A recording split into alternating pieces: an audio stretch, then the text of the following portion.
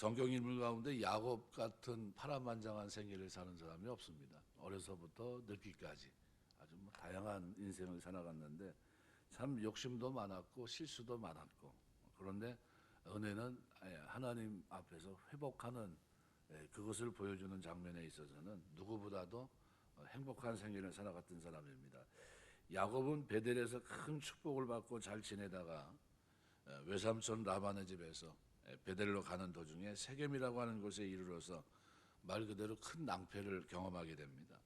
딸 디나가 세겜성 추장 아들과 강간을 당하게 되고, 아들들이 또 부득이하게 언약을 맺고 다 죽이게 되는, 많은 사람을 죽이게 되는 살인죄를 범하게 되고, 이제 혹시 이 문제로 인해서 죽임을 당하지 않을까, 추격을 당하지 않을까 하는 두려운 마음으로 지내야 되고요. 그런 가운데 오늘 가장 중요한 순간에 하나님과의 만남이 이루어지면서 하나님이 찾아오셔서 이제는 베델로 올라가게 하십니다. 베델이 하나님의 집은 신약으로 말하면 하나님의 성전이 되겠죠. 그래서 세겜은 세상을 말합니다. 그래서 뭐 세상이 말하고 있는 모든 향락, 이것을 세겜으로 표현한다고 한다면, 하나님은 약속된 하나님과의 만났던 그 자리 베델로 올라가게 하십니다. 우리 성도들이 하나님을 향해 나아갈 때는 항상 승리가 있지만, 세상을 향해 나아가면 이렇게 환난 속에서 심적인 고통 속에 살아갈 수 있다는 거죠. 근데 오늘 본문 이렇게 보시면 야곱이 잃었던 축복을 회복하게 된 비결이 몇 가지가 이 속에 담겨 있습니다. 첫 번째는 제일 먼저 그가 한 것이 뭐냐 하면 제단을 쌓으라는 겁니다. 기도의 제단. 우리 신앙생활하면서 가장 먼저 해야 될 것이 있다면 이 기도의 제단의 회복입니다.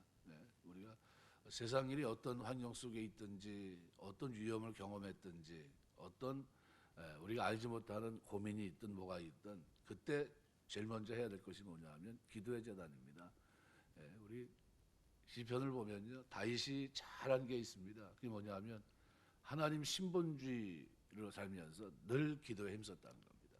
그러니까 주야로 하나님 앞에 기도하고, 뭐 고민할 때는 어떻게 해요? 금식하며 기도하고, 그 이루어질 때까지 기도하며 간구하는 모습이 다윗의 모습입니다. 그러니까 다윗은 늘 하나님 앞에 이 기도의 제단을 쌓던 사람입니다. 야곱은 언제나 실패를 많이 했지만 그때마다 베델로 올라가서 기도의 제단을 쌓으면서 하나님께서 반드시 도와주실 것을 그가 믿게 됩니다.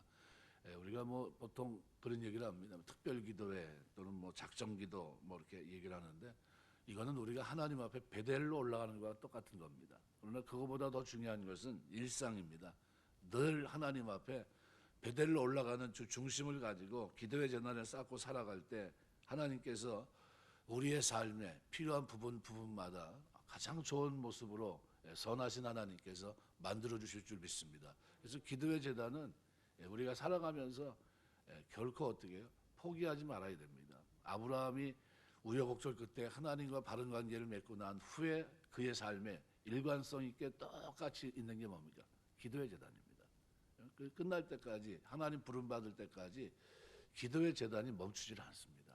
부름받을 때까지. 우리가 마찬가지죠. 신앙생활하면서 가장 초점을 맞춰야 될 것이 어디냐면 바로 기도의 제단입니다. 그래서 그것도 그냥 뭐 가정에서 환경이 여의치 못하면 할 수 없겠지만, 그가 아닌 이상은 하나님의 전에서 기도하러 하나님 얼굴을 배움는 것, 이거보다 중요한 것이 없다고 생각이 됩니다.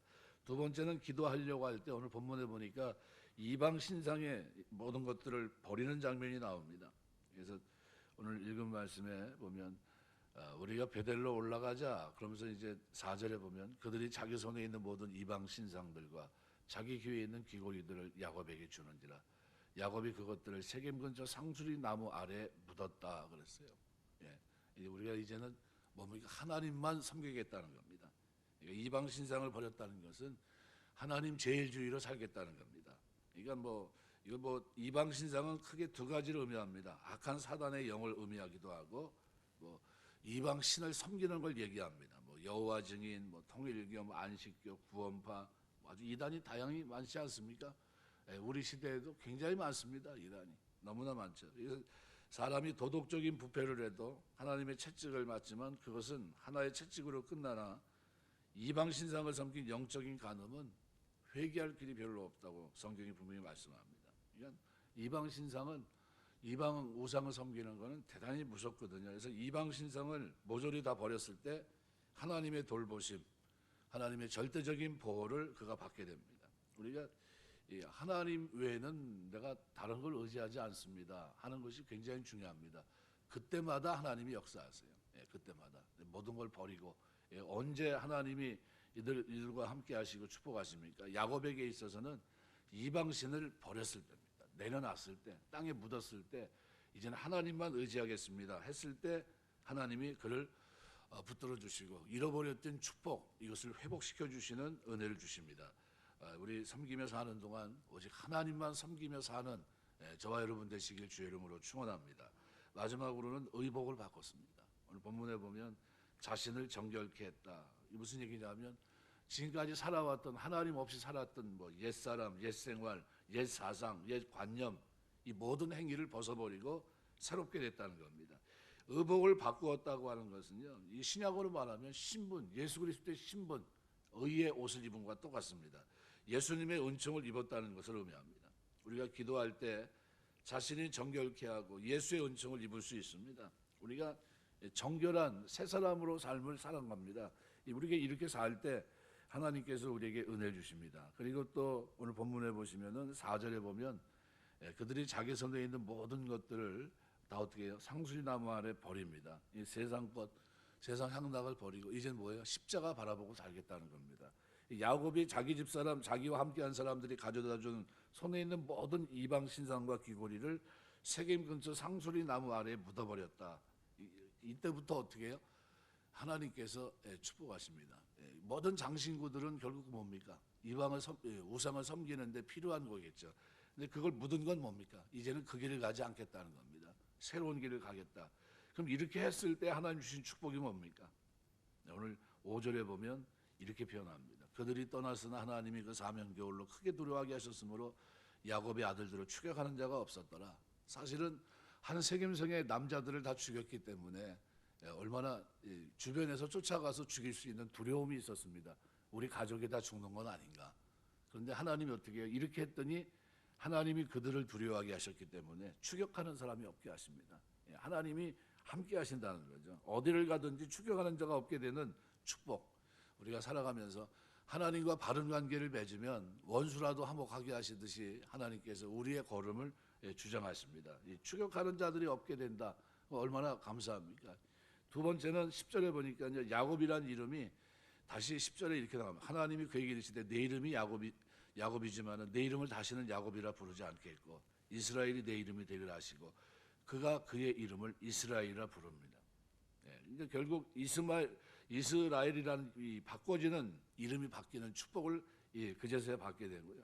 또 11절에 보면 이렇게 표현합니다. 하나님이 그에게 이르시되 나는 전능한 하나님이라 생육하고 번성하라. 한 백성과 백성들의 총회가 내게서 나오고 왕들이 내 허리에서 나오리라. 어떤 축복입니까?